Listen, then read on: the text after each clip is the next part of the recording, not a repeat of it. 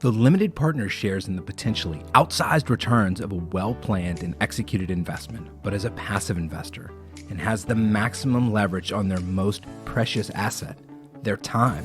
And that is why we're here together. 90% of the millionaires out there built their net worth with real estate. However, 0% of the billionaires are hands-on managing the real estate assets because there simply isn't enough time. My name is Jake Wiley, and for the past 16 years, I've been investing in real estate, and I've learned a thing or two. But the most important lesson is how to leverage the expertise and time of others to maximize your investment potential. Welcome to the Limited Partner Podcast. This week, we're going to be talking about ESG and why there might be a real opportunity to get in on the early side. Welcome, everybody. I'm your host, Jake Wiley.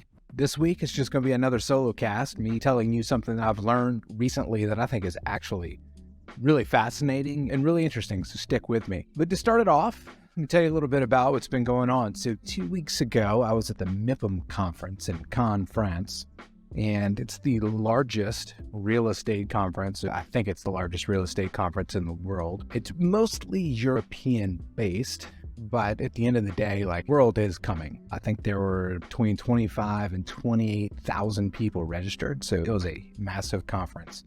And one of the biggest topics there was ESG. So that's the gist of the show. I'm going to share what I've learned. The fun fact is, leading up to the show, I wasn't sure if my passport was going to make it. I renewed it right at the beginning of the year, I think MIPIM mid-March. And I was like, plenty of time. I've got 6 weeks, 9 weeks, whatever the requirement was, I had plenty of time. But about 2 weeks before the show, my passport hadn't showed up. And what's funny is that my old passport was actually good to the end of the month, but it was pretty dicey. I know that some countries won't let you in or out if the passport expiration date is that close. But what also gets interesting is that when you renew your passport, they cancel your old one. So I couldn't even just say, okay, I'm going to go and give it a whirl. But here's a fun fact. If you call your senator's office and you talk to whoever helps out, they can actually reach out to the Department of State and get things expedited. I don't know what they did, but I put a call in about 2 weeks before I was supposed to travel and said, can you please help me? I don't have it. I'm a constituent. Love you guys. And I had my passport within a week. So I don't know if that was just naturally going to happen or if they actually made a difference, but they did say that they reached out and filled out a couple forms. So I thought that was pretty interesting.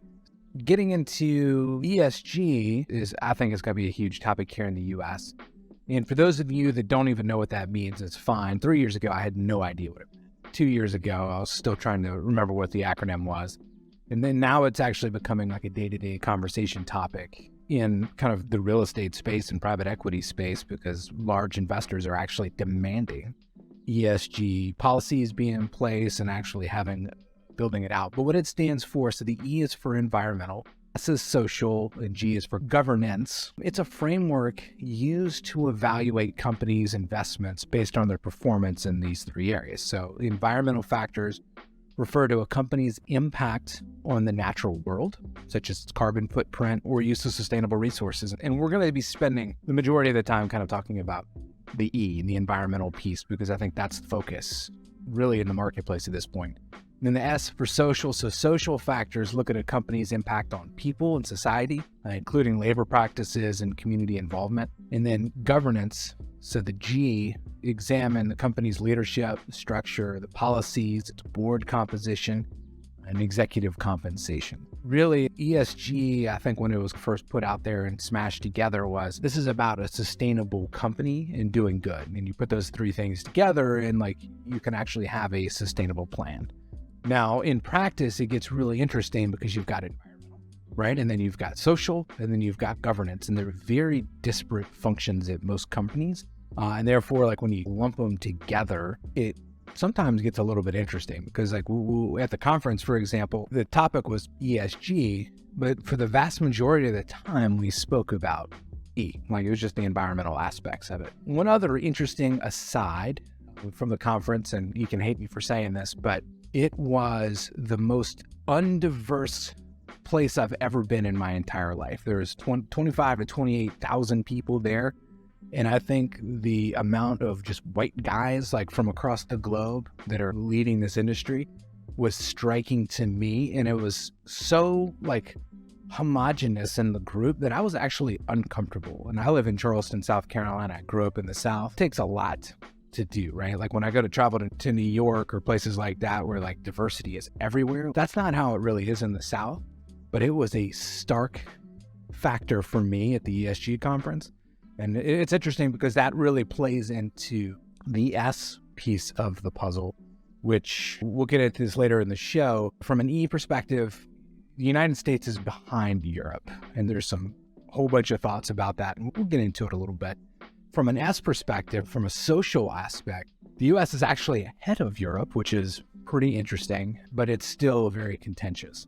So it's going to be an action-packed show. We're going to talk about ESG a little bit more, talk about what I took away from it, why I think there's going to be some opportunities. But I guess the final note is when I was getting on the plane to head back, right, probably 15 hours away, all these traveling and stopping, 3 stops from Cannes, France to Charleston, South. My wife called me and said, hey, I'm taking one of our daughters to the hospital. My parents are here.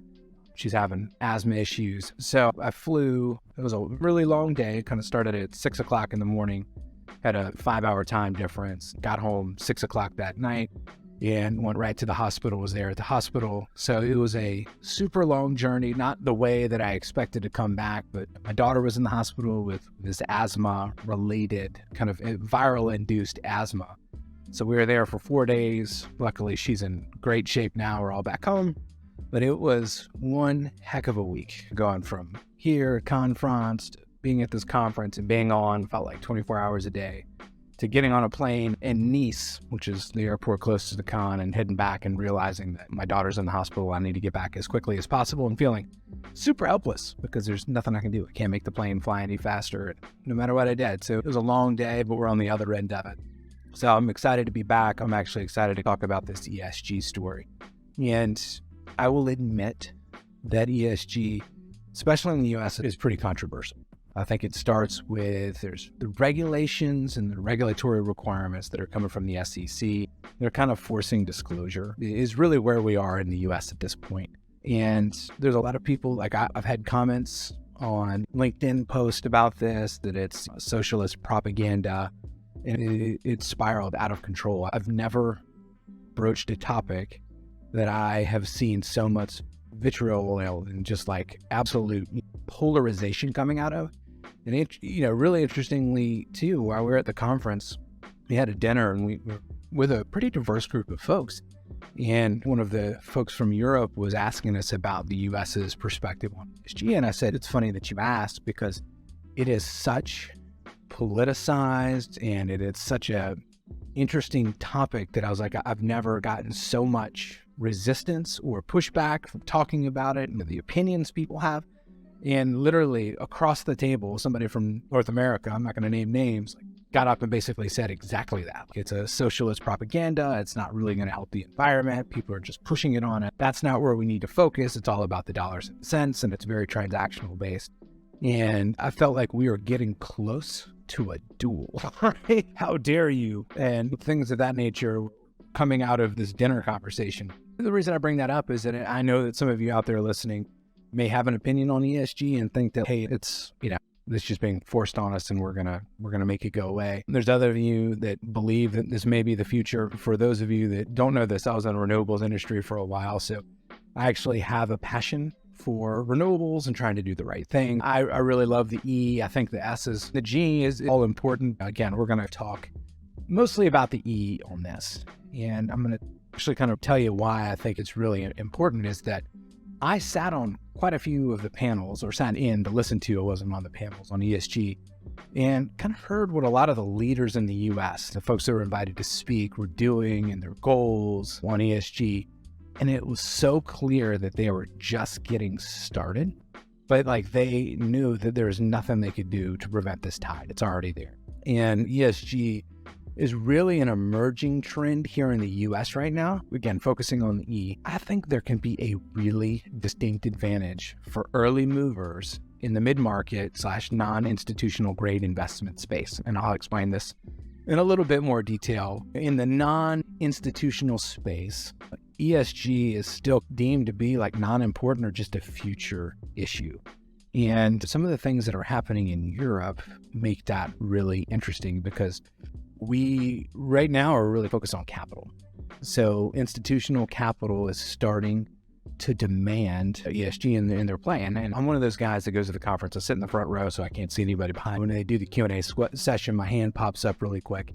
And I asked point blank several of the largest asset owners in the US. I said, hey, I hear that LPs, so limited partners, investors, institutional investors, are really looking for ESG strategies, and it's becoming part of their due diligence before they invest with you. I was like, is that true? Or are they just, is it a check the box exercise? Meaning, are they just basically asking, do you have some sort of policy in place? And if the answer is yes, then you can actually hand them a document like that box is checked and it's moved on.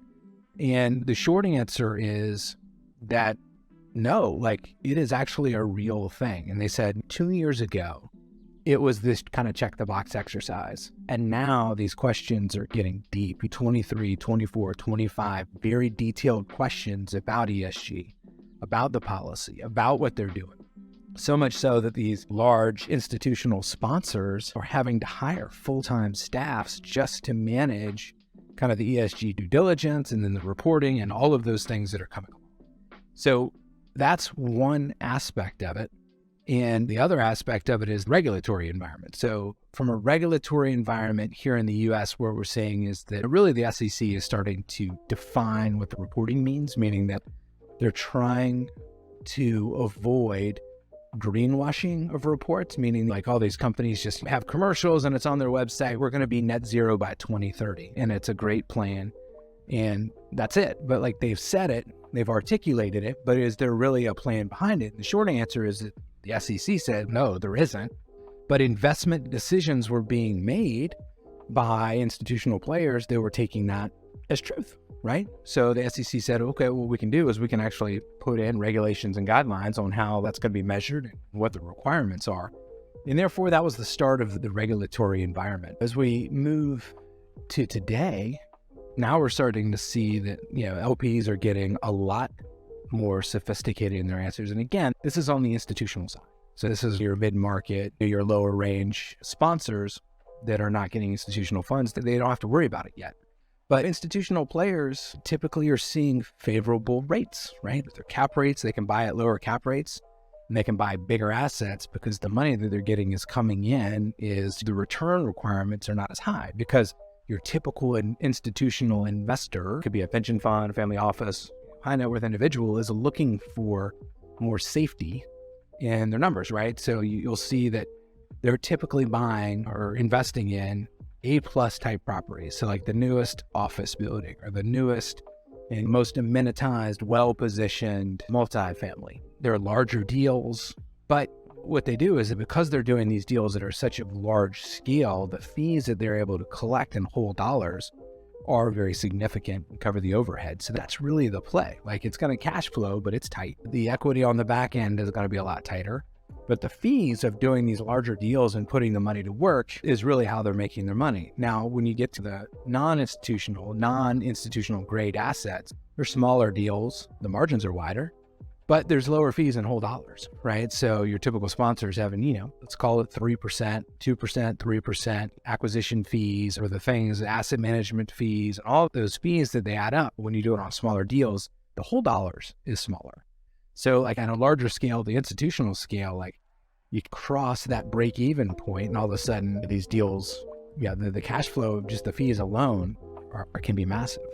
But as more and more institutional LPs have these ESG mandates and are looking to put their money into these deals, a really interesting trend is coming up and a really interesting fact is coming up is that traditionally it would be the brand new, call it apartment, office, whatever, that's A+, that's well rated. But a renovated property, well done renovation that meets like LEED standards is much more attractive from the ESG perspective than a brand new build to LEED Platinum. And the reason being is that like the existing facilities, building structures have all this embodied carbon in it. So if you just rip one down, bulldoze it, push it all into the thing, and then have to go completely rebuild it from scratch, like you're basically starting with this massive embodied carbon number. But if you buy an existing property, baseline is 0. So then your renovation, whatever you're doing on the renovation is like what you're notching up. So if you actually put 2 buildings together, a renovated one that, is renovated up to some sort of environmental standard, let's call it LEED, versus a brand new LEED Platinum building, the renovated property is actually going to measure better. And that's what a lot of folks are starting to look for. And they're starting to figure out, like, how do we work that into our portfolio? So in the not too distant future, a value add property with a focus on the E can be really in highly demand for institutional capital, which really hasn't been the case in the past. And the reason is because its E has this lower embodied carbon and it can be really attractive. So for folks that are traditionally have done value add projects, there's an opportunity to say, maybe my off-taker now, I can pool a couple of these properties together, will now potentially be an institutional sponsor that traditionally only bought A+ properties, and this was never on their radar. That's actually changing. And you haven't really seen it yet, but it's coming. And part of the reason is you haven't seen it yet is that most of these value add plays are transactional in nature, right? So we do this deal, we upgrade it enough to take advantage of the demographic influx and the rents and maximize the rents, and then we flip it out. But there really was no focus on aspect of it, right? So you're not trying to do something LEED Platinum, you're just trying to maximize rent. So it's a very transactional in nature focus on the property. But if you change your mentality and say, hey, we're going to do all of the stuff we did before, we want to maximize rents, but we also are going to build into this property, LEED Platinum or whatever we can get out of it based off of the renovation cost, there's an opportunity that becomes essentially an A+ property for an institutional investor in the future. And that's never happened before. But because most of these value adds have always been looked at as more of a transactional, like, hey, I'm going to have a 3 to 5 year hold. That's it. Like, it's never really made a whole lot of sense. But the reason I think it's important is, let's talk about what they're doing in Europe. Like, we haven't spent a lot of time in Europe, and people, you can have your opinions on the European regulations and the laws that are coming down the way, but I think it's very important to look out and see what's out there.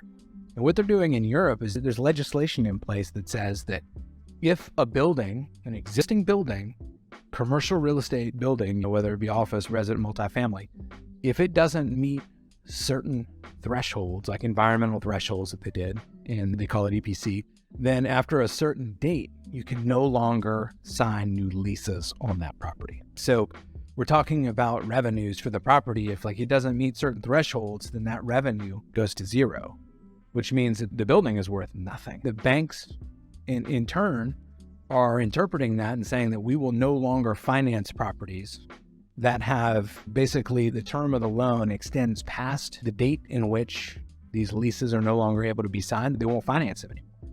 So again, it's effectively 0. So in Europe, the regulatory process has obsoleted a bunch of buildings, and it's coming. And it hasn't happened yet, but they're having to deal with that. That is a really big deal. And hence why there's so much focus on ESG at this MIPIM conference, is that they're trying to figure out, how do you do this? How do you build buildings? How do you renovate buildings in a way that brings them up to snuff and meets these EPC targets so that we can continue to rent them, so that we can refinance them and or sell them? Because nobody's going to buy at any real value that needs to be completely redone. So there's a lot of focus over there right now. It typically doesn't become more lenient as we move forward. It becomes more restrictive. So if what they're doing in Europe is working, then is it safe to say that it's possible that some version of that may head our way?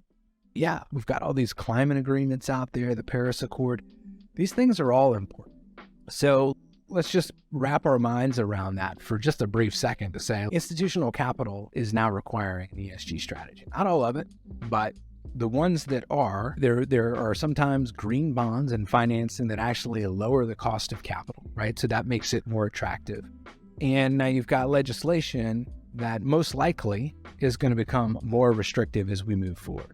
And then lastly, let's just talk about the current environment. The office, their numbers, and people are hypothecating, and I'm actually a believer in this, that maybe about 30% of the existing office stock out there is essentially obsolete as it is. So something's going to happen with that. So you put all those things together and you think, well, what's next? Where's the opportunity? And I think the opportunity for non-institutional properties sponsors is to think about this trend as it's coming and see if you can get ahead of it. Like, we're on the front side of the wave, and all these institutional players are going to be looking for deals, and they have to move hundreds of millions of dollars every year to make these things work. And can you be part of their solution? Can you portfolio several of your properties together and then be able to sell it up into an investment or an institutional grade portfolio? And I think for those that can, it's going to be high demand. It's not right this second, but none of the institutional players are going backwards, right? So as they look at the portfolios and what they're investing in, and you look at, even from the conversations we had and questions I asked at the MIPIM conference, is that these institutional sponsors are not going backwards either. Like, they're looking at their existing portfolio, and as they are turning properties, they're having to continue to improve the portfolio in terms of, like, really the E at this point. And that's so important, is that, can you be a solution for them? Can your off-taker become like either another sponsor that's moving up, like a private equity, or right into kind of an institutional fund? And I think the short answer is that for the first time, and really forever, like, there is an opportunity here. Let's talk about what makes something an institutional grade investment. It's typically, one, safe. So first and foremost, institutional investors want to minimize their risk. That means looking at favorable market conditions in both the asset class and the local economy. Note, because of the E aspect of the LP demands, there is now more ability to take a value add play with an emphasis on bringing the E up to date and turning it into a quote unquote safe play for an institutional grade investor. All right, large, like, that's number two. These assets tend to be valued at 50 million and above. Smaller assets can be pooled together to create a portfolio that are valued at this higher dollar amount. So, for example, like, a single family home would never be of interest to an institutional investor. However, that same home bundled with 1,000 other homes that are being rented, that's actually pretty attractive. And that's becoming another thing.